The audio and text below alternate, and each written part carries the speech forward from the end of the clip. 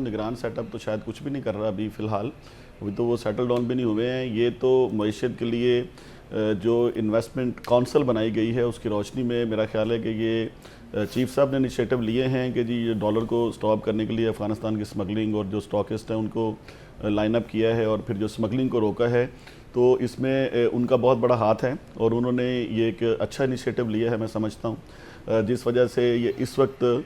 थोड़ा सा डॉलर भी स्टॉप हुआ है और स्मगलिंग रुकने से भी चीज़ें हुई हैं। अब जो बार्टर सिस्टम पिछली गवर्नमेंट ने किया इसलिए कि हमारे पास डॉलर्स नहीं है, तो डॉलर्स के लिए एक पॉलिसी बनानी पड़ेगी। डॉलर्स लेने हैं आपने तो उसमें 3 चीज़ें मैं समझता हूँ बड़ी अहम हैं। सबसे पहले जो ओवरसीज़ पाकिस्तानी है 95 लाख पाकिस्तानी है, उसके ऊपर एक पॉलिसी वाज़े बनानी चाहिए कि वो पैसा जो ग्रे रूट से आ रहा है उसको एक ऐसा चैनलाइज करना चाहिए कि वो पैसा आए और तकरीबन 70 से 80 बिलियन डॉलर वो आ सकता है एक साल में, जो इस वक्त पिछले साल 31 बिलियन था, इस साल वो 27 बिलियन हमें रिसीव हुआ। फिर आप एक्सपोर्ट के लिए 2 पॉलिसीज़ की ज़रूरत है। एक एसएमई को इन्वॉल्व करें, एक वैल्यू एडिशन की पॉलिसी बनाएं कि वैल्यू एडिशन करके आप एक्सपोर्ट करें तो उसके ऊपर आप कर सकते हैं। फिर इंपोर्ट सब्सिट्यूट की कोई पॉलिसी कोई प्लानिंग नहीं है हमारे पास कि जो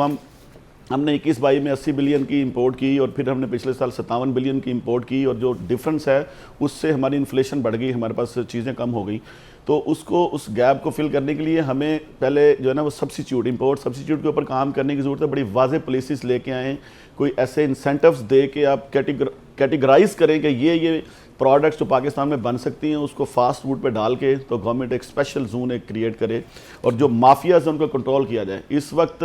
पाकिस्तान के अंदर जो लैंड माफिया है, शुगर माफिया है, ये जो जितनी कमोडिटीज़ हैं वो उसके ऊपर, और फिर पाकिस्तान के अंदर अगर आपने इंडस्ट्री को फ्लर्श करना है तो उसके लिए आपको जो कॉस्ट ऑफ डूइंग बिजनेस है उसके ऊपर एक बड़ी जामे पॉलिसी बनानी पड़ेगी। अब बजाय इसके कि गवर्नमेंट एक पॉजिटिव पॉलिसी बनाए,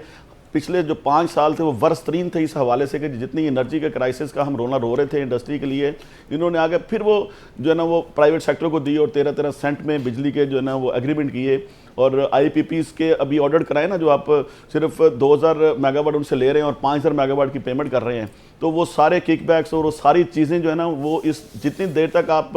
बेरहमाना एहतसाब नहीं करेंगे इस आपकी मईशत ठीक तरफ नहीं जा सकती। अगर आप एक सही स्ट्रेटजी बना लें तो 200 बिलियन डॉलर का हमारे पास 127 बिलियन डॉलर तो हमने शायद IMF को देना है और 200 बिलियन डॉलर की हमें ज़रूरत है हमारे, और वो एक प्लानिंग और पॉलिसी से ही बन सकता है, सिर्फ बातों से नहीं बन सकती है। उसके लिए ओवरसीज़ पाकिस्तानी को जो पैसा आता है उसको प्रॉपर रिस्पेक्ट के साथ उनको इंसेंटिव दें और एक पॉलिसी बना दें जिसकी वजह से वो पैसा यहाँ पे प्रॉपर तरीके से आ सके। दूसरी जो सोर्स है वो एक्सपोर्ट का है। आपका तकरीबन $2.25 से $200 जो आपका पर कैपिटल रिसीट्स है और $500-550 तक आपकी अब पेमेंट्स पहुंच चुकी हैं। तो जो जिसमें आपकी इंपोर्ट के अलावा बेशुमार और चीज़ें हैं जो लीगली आप फीसेज और बाकी चीज़ों की मद में बाहर जाती हैं। तो इस गैप को जो फॉरेन एक्सचेंज मैनेजमेंट है, अगर हमने ये जो अनारकी फैली हुई है इसको कंट्रोल करना है तो हमें फॉरेन एक्सचेंज मैनेजमेंट करनी पड़ेगी और उसके लिए सबसे अहम ये 2-3 चीज़ें हैं और तो कोई तीसरा सोर्स नहीं है हमें फॉरेन एक्सचेंज को कंट्रोल करने के लिए। तो उसके लिए बड़ी जामे और बड़ी मुस्बत पॉलिसीज बनाने की ज़रूरत है ताकि ये जो माफियाज हैं उनको भी कंट्रोल करने की ज़रूरत है। और फिर